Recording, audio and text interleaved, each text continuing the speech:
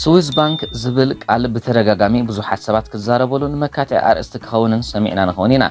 እዚ ባንክ ካብ ካልኦት ባንክታት ፍልይ ዘብሎ ረቑሒታት እንታይ ምዃኑ ንፈልጥ ግን ኣዝና ውሕዳት ኢና። እዚ ባንክ እዚ ምስ ገንዘብ ብፍላይ ድማ ምስ ብልሽውና ብዝተሓሓዝ ቀጻሊ ካብ ምስምዑ ዝተላዕለ ክንደይ ዝኣክል ትሪልዮናት ዶላራት ከዚኑ ከም ዝርከብ ንምግማቱ ኣጸጋሚ ዝኸውን ኣይመስልን እዩ። ካብቶም ፈውሲ ተሳኢንዎም ዘሎ ናይ ዓለምና ቀንድን እዋናውያንን ጸገም ሓደ እቲ ኣብ ቅድሚት ዝስራዕ ብልሽውና ኮይኑ ንብዙሓት ሃገራት ኣደዳ ድኽነት ጥሜትን ስደትን ጌርወን ከም ዘሎ እዩ ዝፍለጥ። ኣብ ዝበዝሕ ክፋል ዓለም ካብ ዝርከቡ መንግስታት እቶም ዝበዝሑ ሚእታዊት ዝሽፍኑ ብብልሽውና ዝተቋማጥዑ ምዃኖም እውን ብተደጋጋሚ ይዕለል እዩ። እዚ ጉዳይ ናብ ኣህጉር ኣፍሪቃ ምስ ዝመጽእ ድማ ዳርጋ ብእምነት ህዝቦም ዘገልግሉ መራሕቲ ንምርካብ ኣዝዩ ኣጸጋሚ ከም ዝኾነ ይዝረብ። መብዛሕትኦም ስልጣን ዝሓዙ መራሕትን ኣገልገልቶምን ብጣዕሚ ምእዛዝን ካብ ስልጣን ዝረኸብዎ ገንዘብ ኣዒንቶም ስለ ዝዓወሩ ካብቲ ክፉእ ዝኸፍአ ነገር ካብ ምግባር ድሕር ክብሉ ኣይረኣዩን እዮም። ከም ዝፍለጥ ዝኾነ ገበነኛ ይኹን ዓማፅ ውልቀ ሰብ ገንዘብ ዘሪፉ ኣብ ውሕስነት ክህቦ ዝኽእል ባንክ ብሽሙ ይኹን ብናይ ካልእ ሰብ ሽም ከቐምጦ እዩ ዝረአ። መብዛሕትአን ኣብ ዓለም ዝርከባ ባንክታት ነዚ ብገበንን ካልእ ዘይሕጋዊ መስራሓትን ዝመጽእ ገንዘብ ከጻርያን ምንጩ ክፈልጣን ዝደልያ ብምዃነን ድማ ነቲ መስርሕ ከተዓናቕፎ እዩ ዝረአ። ኮይኑ ግን እተን ብብዙሕ ሰብ ብተደጋጋሚ ዝጽውዓ ባንክታት ስዊዝ ኣብዚ ጉዳይ ኢደን ብምእታው ተረባሕቲ ክኾና ከም ዝረኣያ እዩ ዝግለጽ። ሰሪሕካ ዘምጻኻዮ ይኹን ዝዘረፍካዮ ገንዘብ ዝተወሰነ ገዲፍካ ኣብ ኢድካ መሓዝ ብሕጊ ዝሕትት ምዃኑ ዳርጋ ዘይፈልጥ ሰብ ኣሎ ክንብል ኣይንኽእልን ኢና። ኣብ ሕቡራት መንግስታት ኣሜሪካ ኣብ ኢድካ ክሳብ 10,000 ዶላር ክትሕዝ ዝፍቀድ ኮይኑ ካብኡ ንላዕሊ ኣብ ገዛኻን መኪናኻን ሒዝካ ምስ ትርከብ ብሕጊ ክሕትት እዩ ዝገብር። ስለ ዝኾነ ድማ ዝበዝሑ መራሕቲ መንግስታት ገንዘቦም ኣብ ባንክታት ቀዳማይ ዓለም ከቐምጥዎ ዝረኣዩ። ንሎሚ ብዛዕባ ኣብ ኣፍሪቃ ዝረአ ብልሽውናን መጠን ኣብ ባንክታት ስዊዝ ተቐሚጡ ዘሎ ሃብቲ መራሕትን ክንርኢ መሪፅና ኣለና። ሰናይ ምክትታል። ብተወሳኺ ናይ ወትሩ ተኸታተልቲ መደባትና ንምዃን ኣብዚ ቻነል ሳብስክራይብ ክትገብሩ ብክብሪ ንዕድመኩም።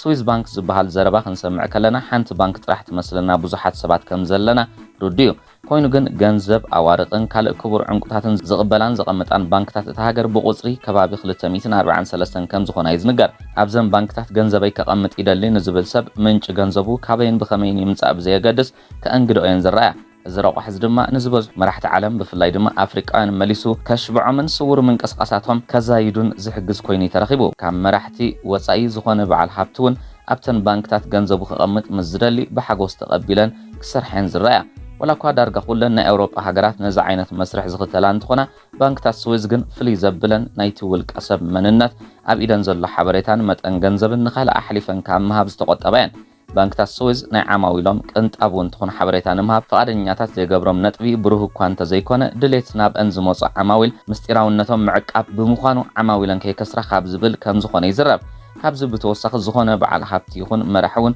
ኣብ ባንኮም ሕሳብ ኣለዎን የብሉን ክዛረቡ ኣሰራርሖኦም ኣየፍቅድን እዩ። ዋላ እውን ክዛረቡን ሓበሬታ ክህቡን እውን ምስ ዝደልዩ ብሕጊ እቲ ሃገር ተሓተት እዮም ዝኾኑ። ስለ ዝኾነ ድማ ብዙሕ ገንዘብ ህዝቢ በቶም መንነቶም ግሉፅ ክኸውን ዘይደልዩ ሰብ ሃብቲ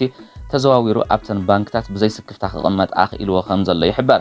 ልዕሊ 86 ሚእታዊት ካብ ሰበስልጣናትን ሰብ ሃብትን ዓለምና ድማ ነቲ ሃገር ከም ንገንዘቦም ውሕስነት ትህብ ሃገር ገይሮም ብምውሳድ ሃብቶም ክሳብ ሎሚ ዕለት ከቐምጡላ ይረኣዩ ከም ዘለው እዩ ፀብፀባት ዝሕብር። ካብ ድሕሪ ካልኣይ ኩናት ዓለም ኣትሒዘን እዘን ባንክታት ምስጢራውያን ብምዃንን ነዚ ሕጂ በፂሕንኦ ዘለዋ ደረጃ ተጠላብነት ክበፅሓ ኣኽኢልዋን ከም ዘሎ ይዝረብ። ነዘን ባንክታት ካልእ ፍልይ ዘብለን ነገር ተሃልዩ ድማ ናይ ዝኾነ በዓል ስልጣን ይኹን በዓል ሃብቲ ዝተቐመጠ ገንዘብ ብዘይካ ንሱን እተን ባንክታትን ካልእ ዝፈልጥ ብዘይምህላው ድሕሪ ምሟቱ ዝወርሶ ብምዃነን እዩ። እዚ ኣብ መንጎት ውልቀ ሰብን እተን ባንክታትን ዝተርፍ ብምዃኑ ዝኾነ ካልእ ቀራቢ መፅዮ ብሕጋዊ መገዲ እውን እንተኾነ ከረኻኽበለን ኣይክእልን እዩ። ኣብ እዋን ካልኣይ ኩናት ዓለም ስዊዘርላንድ ኣብቲ ኩናት ዘይተሳተፈት ሃገር ብምንባራ ዝበዝሑ ኤውሮጳውያን ሰብ ሃብቲ ገንዘቦም ክቐምጡላ እዮም ዝረኣዩ ነይሮም። ብምኽንያት እቲ ኩነታት ሂወቶም ምስ ሓለፉ ድማ እቲ ገንዘብ እተን ባንክታት ክወርሶ ከም ዝተገደዳ ይንገር። ወላ እኳ ድሒሮም ገለ መንግስታት ናትና ሰብ ሃብቲ ገንዘብ ኣቐሚጦም ነይሮም ኢለን ከሰምዓን ተመጻ እተን ባንክታት ግን ብዘይ ንሕስያ ከም ዝተወርሰ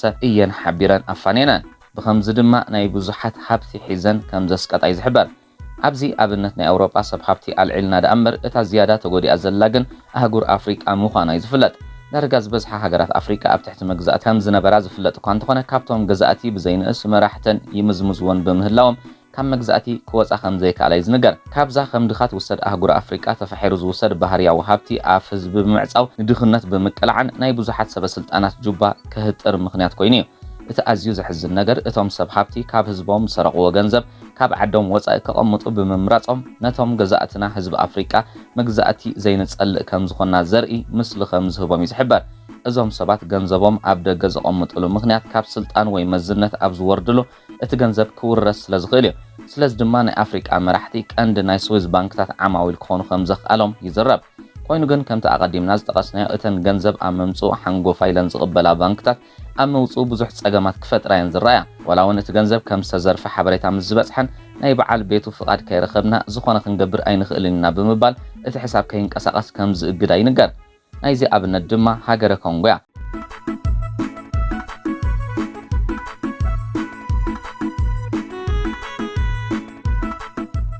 ኮንጎ ብተፈጥሮ ዘለዎ ሃብቲ ኣዝዩ ብዙሕ እኳ እንተኾነ ህዝባ ግን ኣዝዩ ድኻ ሰበስልጣናታ ድማ ቢልዮነራት ከም ዝኾኑ ይዝረብ ንሰለስተ ዓሰርተ ዓመታት ብሓይሊ ጨፍሊቑ ነቲ ሃገር ዝመርሓ ሞቡቱ ካብ ሃብቲ ሃገር ተሸይጡ ዝተረኽበ 5 ቢልዮን ዶላር ኣብ ስዊዝ ባንክ ከዚኑ ከም ዝነበረ ይዝንቶ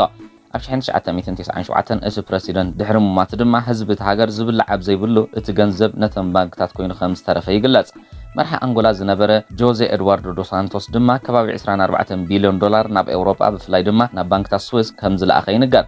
ኣባቻ ዝተባሃለ ናይ ቅድም መርሓ ናይጀርያ እውን ኣብ ውሽጢ 5 ዓመታት ከባቢ 4 ቢልዮን ዶላር ከም ዝዘረፈ ይሕበር ወላ እኳ ድሕሪ ሞቱ መንግስቲ ናይጀርያ ኣብተን ባንክታት 4 ቢልዮን ምህላው ተረጋገፀ ብዘይ ፍቓድ እቲ መራሒ ክንቀሳቐስ ስለ ዘይክእል ክወሃቦን ከም ዘይክእል የን ሓቢረን ኮይኑ ግን ድሕሪ ዓመታት ዝወሰደ መስርሕ ፍርዲ ናይጀርያ 1 ቢልዮን ዶላር ከተምልስ ከም ዝኽኣለት ይሕበር መንግስቲ ኬንያ እውን ብተመሳሳሊ ክሳብ 2010 ዝተዘረፈ ከባቢ 3 ቢልዮን ዶላር ገንዘብ ናይቶም ሰበስልጣናቱ ነበር ከምልስ ኣብ መስርሕ ከም ዘሎ ይዝግለጽ ብመሰረት ጸብጻብ ሓደ መርበብ ሓበሬታ ድማ መንግስቲ ኬንያ ከባቢ 200 ሚልዮን ዶላር ከምልስ ምኽኣሉ ይንገር ካብዚ ጉዳይ ብዘይፍለ ታንዛንያ 586 ሚልዮን ዶላር ዩጋንዳ 270 ሚልዮን ዶላር ሩዋንዳን ብሩንድን ድማ ካብ 190 ክሳብ 122 ሚልዮን ዝተሰርቀ ገንዘብ ከም ዘለዎን ምንጭታት ይሕብሩ ናይ ካልኦት ኣብ ምብራቕ ኣፍሪቃ ዝርከባ ሃገራት መጠን ገንዘብ ብንጹር ክፍለጥ እኳ ተዘይተኻለ ኢትዮጵያ ግን ብብልሽውና ናብ ኤውሮጳ ዝለኣኸ መጠን ገንዘብ ካብ ዓለም ታሽዒቲ ካብ ኣፍሪቃ ድማ ራብዒቲ ደረጃ ሒዛ ምህላዋ እቲ ጸብጻብ ይገልጽ ኣብ ዝሓለፉ 18 ዓመታት ጥራሕ ከባቢ 8.3 ቢልዮን ዶላር ዝግመት ገንዘብ ካብ ካዝና መንግስቲ ናብ ኤውሮጳ ከም ዝገዓዘ እቲ ጽሑፍ የመልክት ኒውዮርክ ታይምስ ዝተባሃለ ጋዜጣ ኣብ ናይ 1974 ሕታሙ እቲ ብጃንሆይ ዝፍለጥ መንግስቲ ሃይለስላሴ ኣብተን ባንክታት 11 ቢልዮን ዶላር ከም ዝነበሩ ይገሊጹ ወላ እኳ ስርዓት ደርግ ናብ ስልጣን ድሕሪ ምምጽኡ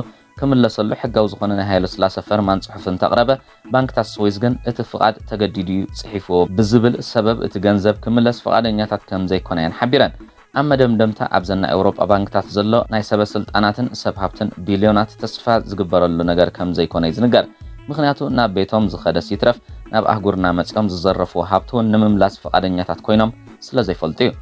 ዝኸበርኩም ተኸታተልቲ ዛራ ፍልጠት ንሎሚ ሒዝናዮ ዘቐረብና መደብ እዙይ ነይሩ ኣብ ቀጻሊ ብኻልእ ትሕዝቶ ክሳብ ንራኸብ ሰላምን ጥዕናን ንኹልና ንባብ ኣስመሮም በርሀ